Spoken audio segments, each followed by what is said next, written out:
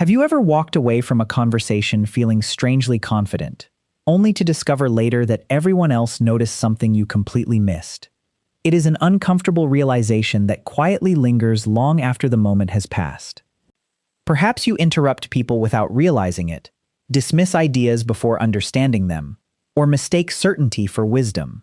You tell yourself that confidence is intelligence, yet life keeps presenting small moments that suggest something deeper is happening beneath the surface. The most unsettling part is that low intelligence rarely announces itself through ignorance. It often hides behind habits that feel completely normal, making them almost impossible to recognize from the inside while remaining obvious to everyone watching. That is why some people continue repeating the same mistakes, damaging relationships, missing opportunities, and misunderstanding themselves without ever questioning the invisible pattern connecting those experiences. They search for external explanations while the real answer quietly follows them everywhere. But what if intelligence has far less to do with memory, grades, or speaking eloquently than most people have been taught? What if the greatest warning signs are psychological patterns that almost everyone overlooks, especially in themselves? And if that is true, one unsettling question remains. Could the habits you have always considered ordinary be revealing something about your own mind that you have never truly dared to examine?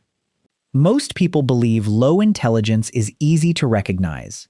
They imagine it belongs to those with poor grades, limited vocabulary, or little formal education. But reality is far more unsettling, because the mind often disguises its greatest weaknesses as strengths. The truth is that intelligence is less about how much information you possess and more about how willingly your mind allows itself to be changed. A person can collect endless facts while remaining psychologically trapped inside the same unquestioned assumptions for decades. This hidden trap is what psychologists have long observed beneath countless human conflicts. Relationships collapse, careers stagnate, and opportunities disappear not because people lack ability, but because their unconscious habits quietly prevent them from seeing reality as it truly is. Carl Jung repeatedly suggested that the greatest danger to the individual is not what remains outside awareness, but what operates within it unnoticed. When unconscious patterns guide perception, people mistake familiar thoughts for objective truth and become prisoners of their own certainty. This is why two people can witness the same event and leave with completely different conclusions. One becomes curious and grows from the experience. The other protects an existing belief, rejecting anything that threatens the identity built around being right. You can see this everywhere. A manager ignores constructive criticism because admitting mistakes feels like weakness. A friend refuses to apologize despite overwhelming evidence. Someone spends hours arguing online, convinced that winning a debate matters more than understanding another perspective. None of these behaviors necessarily come from malice. More often, they emerge from invisible psychological defenses designed to protect the ego from discomfort. Ironically, the stronger those defenses become, the less room the mind has to learn, adapt, and mature. That is why the signs we are about to explore are not meant to shame anyone.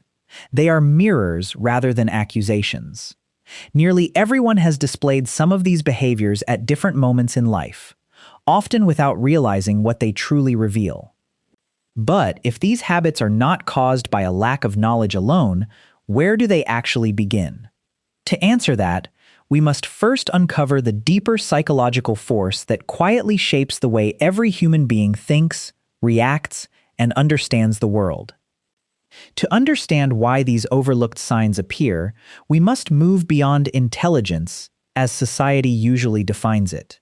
The deeper question is not how much a person knows, but how their mind protects itself when reality challenges who they believe they are. Carl Jung viewed the psyche as a living system that constantly seeks balance.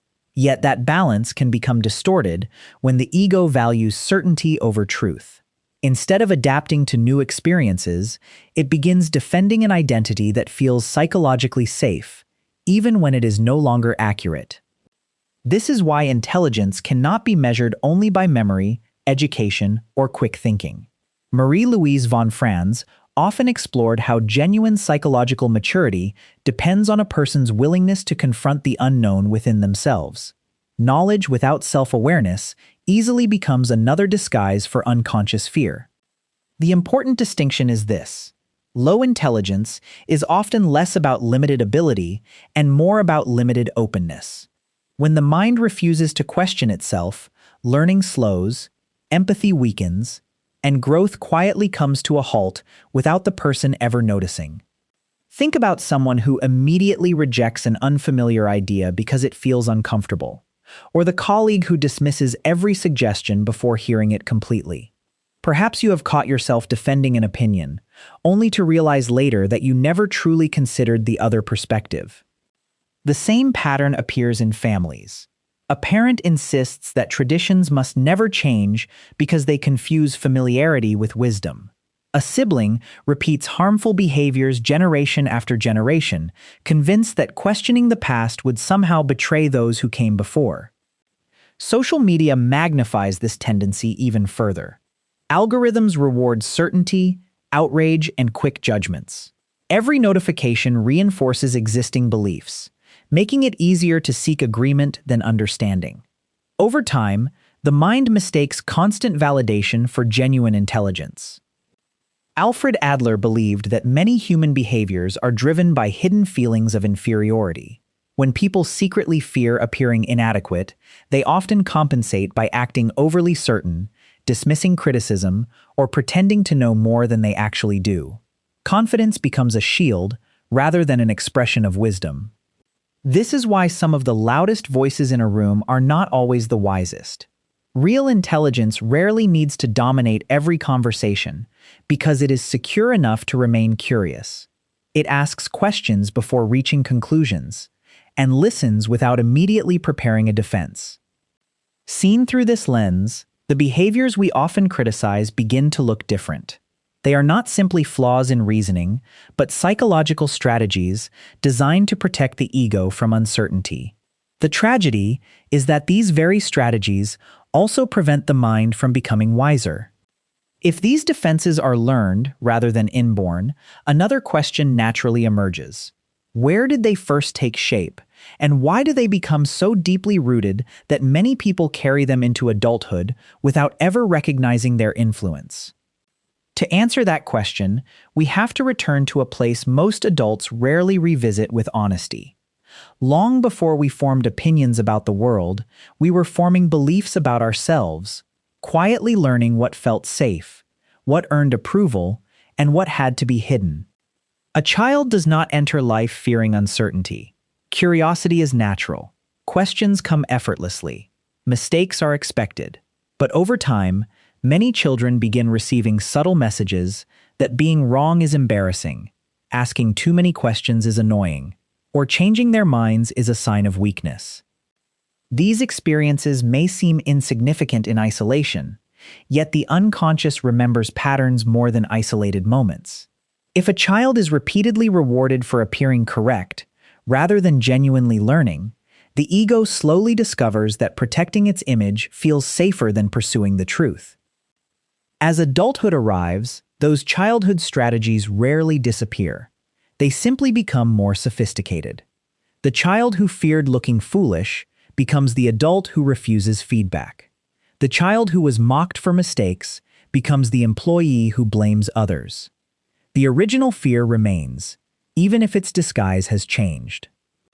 This is one of the psyche's oldest defense mechanisms.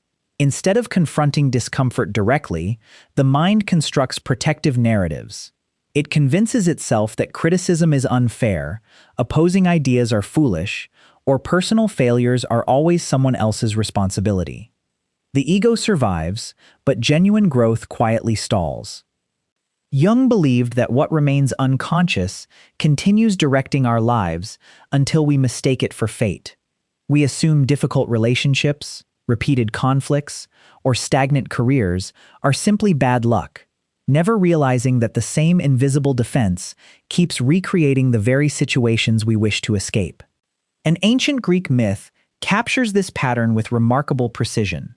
Narcissus became captivated by his own reflection, unable to look away from the image that fascinated him. He believed he was seeing beauty, but what truly imprisoned him was his inability to recognize anything beyond himself. Psychologically, Narcissus represents more than vanity. He symbolizes a mind trapped inside its own reflection, so absorbed by preserving its self-image that it loses contact with reality. Whenever the ego values appearing right more than discovering truth, it begins staring into the same invisible mirror.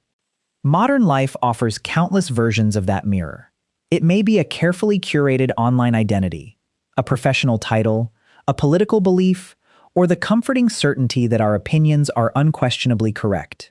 These reflections provide temporary security, yet they often isolate us from deeper understanding. This is where the consequences begin to emerge. Once the ego becomes committed to protecting its reflection, everyday behaviors start revealing the hidden pattern.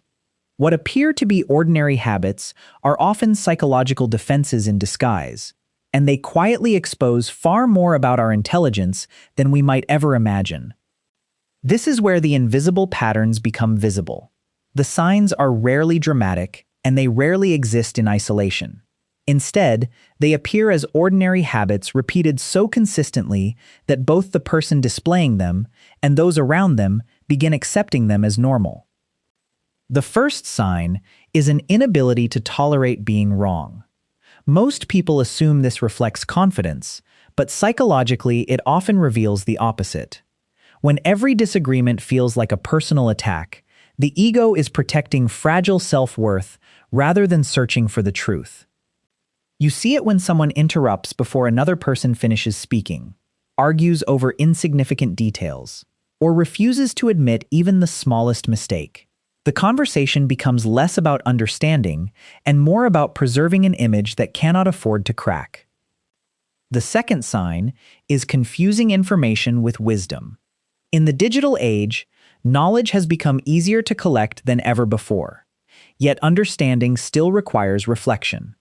Some people consume endless books, videos, and podcasts while never allowing any of those ideas to transform the way they live.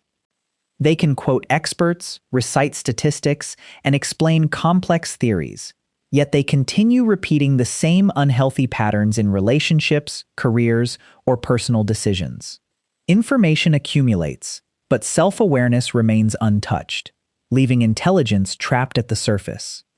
The third sign is a deep resistance to curiosity. Genuine intelligence is comfortable with uncertainty because questions open new possibilities. A rigid mind, however, experiences unanswered questions as threats. It quickly reaches conclusions simply to escape the discomfort of not knowing.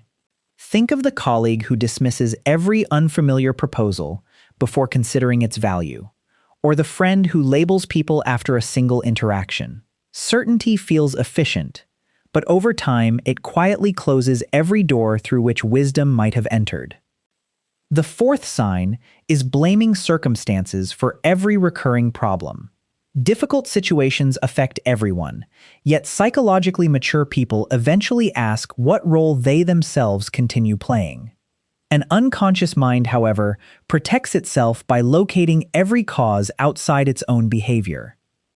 A failed relationship becomes entirely the other person's fault. Financial struggles are always someone else's responsibility. Workplace conflicts are blamed exclusively on difficult colleagues. While some external factors are undeniably real, refusing all personal responsibility prevents meaningful change from ever beginning. The fifth sign is an inability to truly listen. Many people hear words without actually receiving them. While another person speaks, they are already preparing a response, defending themselves, or waiting for an opportunity to prove a point, instead of understanding what is being expressed. This habit slowly weakens friendships, partnerships, and families because people rarely feel understood. Ironically, the desire to appear intelligent often prevents the very behavior that intelligence depends upon, the willingness to learn from another human being. The sixth sign hides behind constant certainty. Nietzsche warned against the comfort of unquestioned convictions, because certainty often disguises fear. The mind that already believes it possesses every answer has quietly eliminated its greatest teacher, doubt.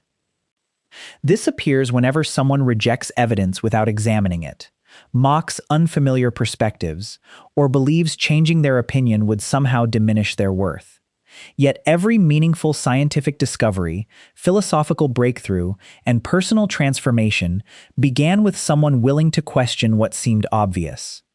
The seventh sign is repeating the same emotional reactions without reflection. Every criticism triggers anger. Every disagreement becomes an argument.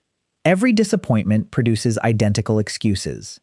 The behavior changes very little because the underlying psychological pattern remains completely unconscious. Life begins to feel strangely repetitive. Different faces appear, different workplaces emerge, and new opportunities arrive. Yet the emotional outcome remains remarkably familiar. The environment changes, but the unseen habits shaping perception remain exactly the same. The eighth and perhaps most overlooked sign is the inability to examine one's own mind. Jung believed that self-awareness is among the most demanding tasks a human being can undertake, because it requires confronting parts of ourselves we would rather ignore. Many people spend years analyzing politics, celebrities, colleagues, or family members, while rarely asking why they react as they do. They become experts on everyone else's flaws while remaining strangers to their own motivations. The greatest blind spot is often the one looking back from the mirror. If these signs feel familiar, they should not be received as a verdict. They are not proof of permanent limitation, nor are they labels that define a person's future. They are simply invitations to awareness, because every unconscious habit loses part of its power the moment it is honestly recognized. And that recognition changes everything.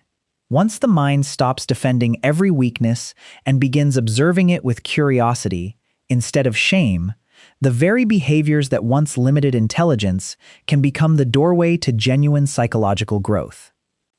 Awareness alone is powerful, but it is not the destination. The mind can recognize its own patterns and still return to them tomorrow.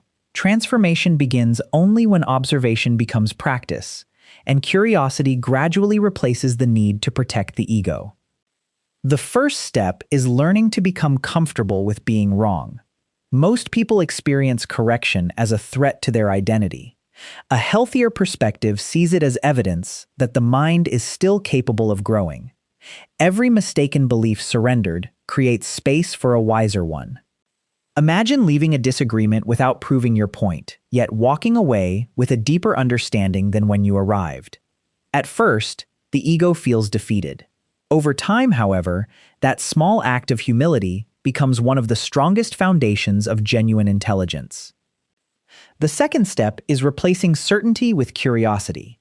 Instead of asking, "How do I prove I'm right?" begin asking, "What might I be missing?" That single question interrupts unconscious defenses and invites the mind into a more honest relationship with reality. This shift transforms everyday conversations. A difficult coworker becomes an opportunity to understand different motivations. A family disagreement becomes a chance to uncover old emotional patterns. Even criticism begins to reveal information instead of merely provoking resistance. The third step is developing the habit of psychological reflection. Viktor Frankl believed that between every stimulus and response lies a space where freedom exists. Intelligence grows when we learn to pause inside that space before reacting automatically. The next time someone challenges your opinion, resist answering immediately. Notice the emotion that appears first. Is it curiosity, or is it the urge to defend yourself? Often the first feeling reveals the unconscious pattern long before your words ever do. The fourth step is practicing intellectual humility. This does not mean doubting everything you know. It means recognizing that every perspective, including your own, is incomplete. Reality is always larger than the story the ego tells about it. History repeatedly demonstrates this principle. Ideas once accepted without question were eventually replaced by better explanations because someone remained open enough to reconsider what everyone else believed. Progress depends less on certainty than on the courage to revise old assumptions. The fifth step is seeking experiences that challenge your worldview instead of reinforcing it. Read authors who disagree with you. Listen to people whose lives differ from your own.